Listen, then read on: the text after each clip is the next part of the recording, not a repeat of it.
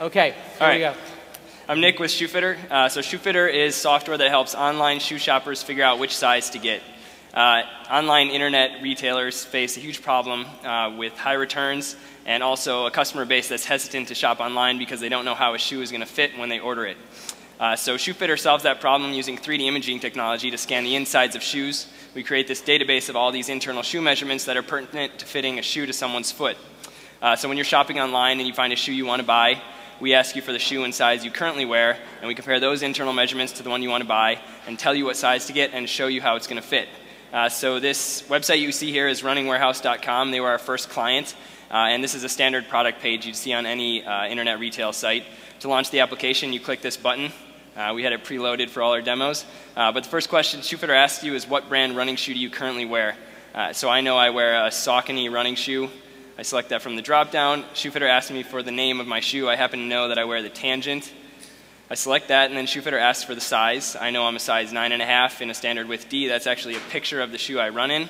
I click Tell Me My Perfect Fit, and now Shoefitr compares the measurements of the shoe I'm wearing to the shoe I want to buy and recommends a size. So in this case, compared to my size 9.5, Shoefitr recommends a size 10.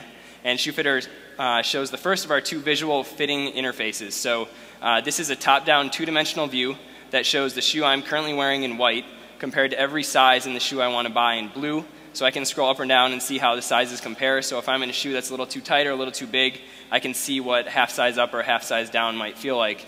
We also have our three-dimensional shoe, which is color-coded to indicate where the shoe I want to buy is going to be loose or tight compared to the shoe I'm wearing. In this interface, again, you can scroll up and down and see how the sizes compare. People who have bunions or blisters or pressure points in their shoe love this. They can move the shoe around and look to see if they have a certain spot that causes problems. They can look for a shoe that's either wider or smaller in that area. Now you might be wondering what happens if you don't know the name of the shoe you're wearing. Shoefitr can still help you. You can either tell us the colors on your shoe. So as you saw, my shoe is red and white. Then Shoefitr brings up a list of all the red and white Saucony shoes, and I can select my shoe and then proceed to the recommendation screen. Or you can enter the SKU number on the tag on your shoe. So as you saw, it was a Saucony shoe. This is a Saucony tag. I can enter the SKU number for that tag, and Shoefitr matches the number to the shoe, and then I would proceed to the recommendation screen. Now we launched in June, and we've been tracking a number of different metrics with our first customer. Right now we're showing that we are reducing returns by about 25%, and once a customer receives a fitting recommendation from Shoefitr, they become about 25% more likely to buy. Can you do this for glasses? Actually met a guy today who was talking about that same idea. That would be awesome. Amazon, buy this now. This is brilliant. Stop. Love buy. it. So I got a couple of questions for you. So I wear shoes. I might be able to tell you if they're Nike, right? I can't tell you the exact model, right? I don't really know where my feet hurt or don't hurt, right? Don't have stuff to worry about. So this is like hardcore science fiction, really out there, crazy stuff for like hardcore shoe people that aren't me probably. What's the market? How big is the market for this? So the online footwear retail market is about $4.5 billion. Zappos is obviously a large part of that. For someone like yourself who is into wear or like involved in the name of the shoe they're wearing, you can imagine what this would look like if we integrated with a retail website's buying history. So now when you go to Zappos, you don't have to tell us what shoe you've worn. We already know what shoe you've worn, and we can tell you what size to get in any other shoe you want to buy. This also opens the door for one-click purchasing. You don't have to tell us a size anymore. You just want to buy a shoe, and we'll send you the size that's going to fit.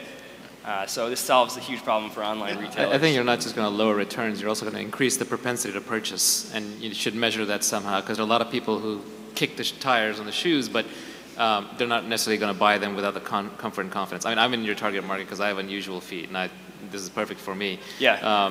One thing to think about, though, is that long term, you're going to be in every shoe tailor. But your margins are going to be somewhat limited because what you basically have is an index of the shoes, and somebody else can come along for a certain cost and scan the same shoes and then offer the same inventory data, and you'll have a competition. So the real value will come if you capture lots of data on the users and you get to keep that, like a shoe wallet you can carry around from one e-tailer to another.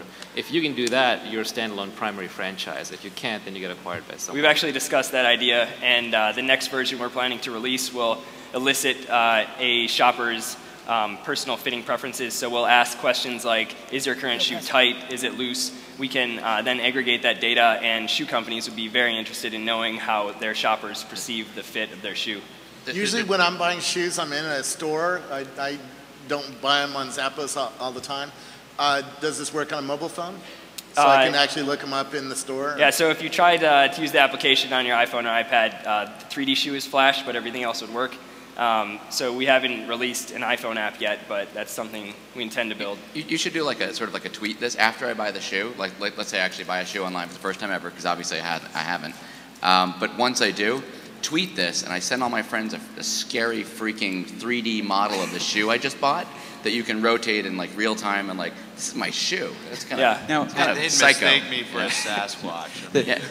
Doesn't Zappos have enough shoes that they can, and enough repeat customers that they can say, for a high enough percentage of the customers, we know what you bought with your last shoes because you bought them from us, and we know how big they are because they're sitting in our warehouse side by side with these shoes you're looking at now? I mean, why do they need, how badly do they need your data? So why do they need the 3D imaging technology? Are you asking if they could do this through collaborative filtering or something?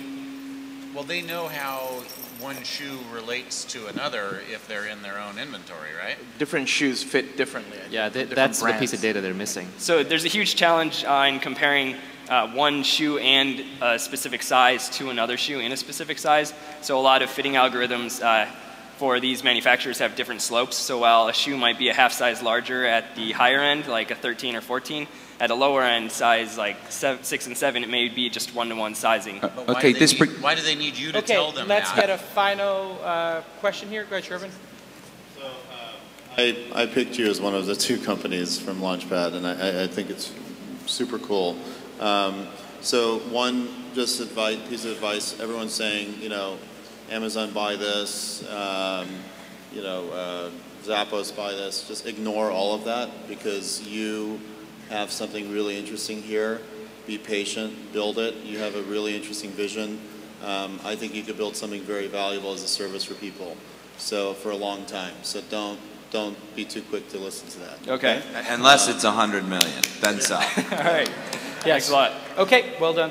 And improve the user experience to it. It needs to look better. Okay. Was that a joke? It looks gorgeous. I mean, we skinned it to match running warehouse. All right, so as we moved let's to other bring up retailers, Links Pop. we skinned You've it to got your match. time on stage. Let's go. Come on, next one. All right, thank you. Okay.